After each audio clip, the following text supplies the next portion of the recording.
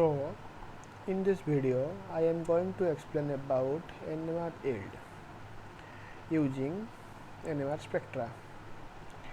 In my previous video, I have already explained the integral. So, if you have not watched it till now, then kindly go through it. So, basically, to calculate yield, we all need to find out amount of substance, either reactant or product, present after the reaction is completed. So here take an example. I want to synthesize bibenzyl from benzyl bromide using some reagents, and before the reaction we took known amount of benzyl bromide. All that we need to know is to calculate the amount of benzyl bromide left after the standard reaction time. So let the reaction goes on, and after the standard reaction time, say T, I want to check how much benzyl bromide is left in my reaction. So what I will do, I will take part of the reaction mixture after standard time, say anything, part of the reaction mixture, that is some non-volume of reaction mixture in a NMR tube. Then I will add some known amount of internal standard to it, and then we will record the NMR. So now we can say what is an internal standard. So internal standard is a molecule or compound which is used to compare the amount of reactants present in that sample. So if we know the amount, if we take the known amount of internal standard, then by comparing the NMR spectra we can say how much reactants present in that sample. So it is a relative measurement. So it can be any molecule whose at least one peak does not overlap with the analyte peak, which is here is benzyl bromide. Let here we use the internal standard. We choose mesitylene. We all know that mesitylene is this one, that is here 3CH3 peak. In NMR spectra we will found near 2.3 to 4 ppm, and these three aromatics peak, aromatic hydrogen proton peak, we will find around 6.8 ppm. So now what we do, we add some known amount of mesitylene to our NMR tube where we have already taken our reaction mixture. Now we start recording the NMR spectra, and we will get a spectra like this. Here at 0 it is the peak of the TMS. At 2.3, as I said, it is the peaks.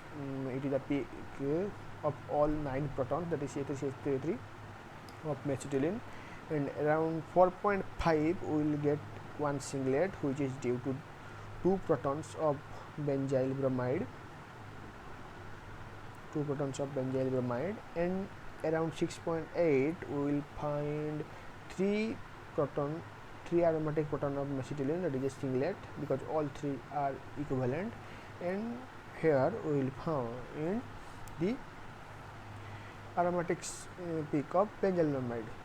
Though there is some, I did not mention the bibenzyl peak, there may be some bibenzyl proton which comes around at 2.9 and in aromatic region. Here we are not tracking the bibenzyl peak, here we are tracking benzyl bromide. So I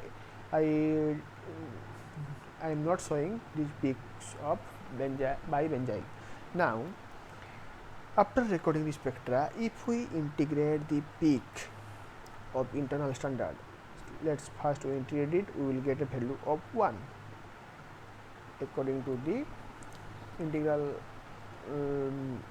according to the methods of integral, we will get 1 proton, and we know the number of proton is 9. So we will make the number of proton here is 9 by calibrating the integral.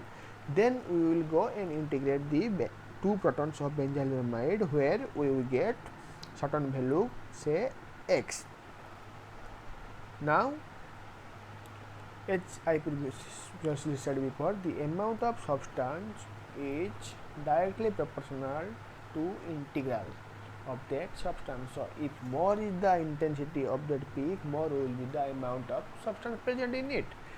So, for better calculation, we can say the amount of substance is directly proportional to integral per proton. That is the value of integral per divided by the number of protons associated with that integral. So, for internal standard, let's say if Ni is the number of moles of internal standard, which is known because we had taken known amount of internal standard.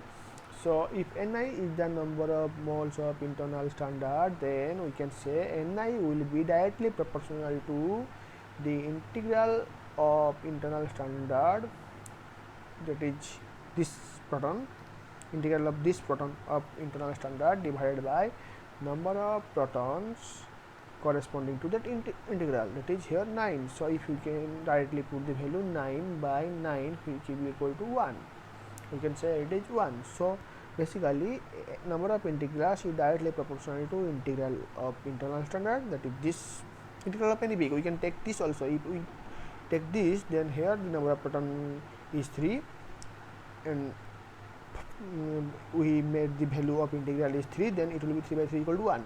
So, here we will get number of protons of number of integrals will be directly proportional to integral of internal standard by number of protons of internal standard associated with this proton.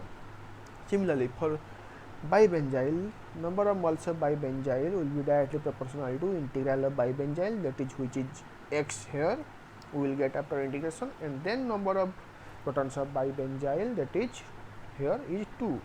So, now if we from equation 1 and 2, if we will get number of, here both these terms are directly proportional to this and this. So, now if we divide these two, we will get number of moles of internal standard by number of moles of benzyl bromide.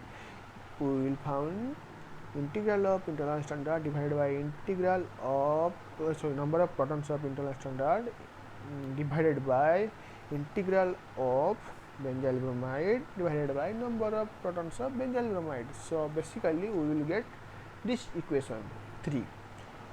Now, here we know the number of moles of internal standard, we know the integral of internal standard and number of protons of internal standard, which is here is 1.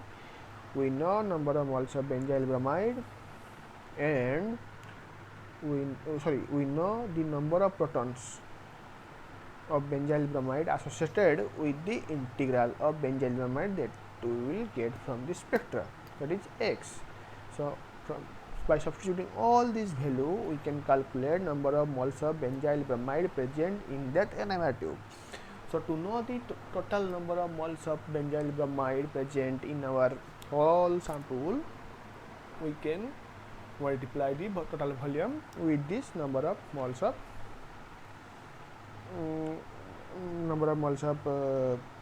benzyl bromide present in our NMR tube divided by the number of volume of benzyl bromide taken initially in our tube. So, this is all the basics of calculating NMR yield. Thank you.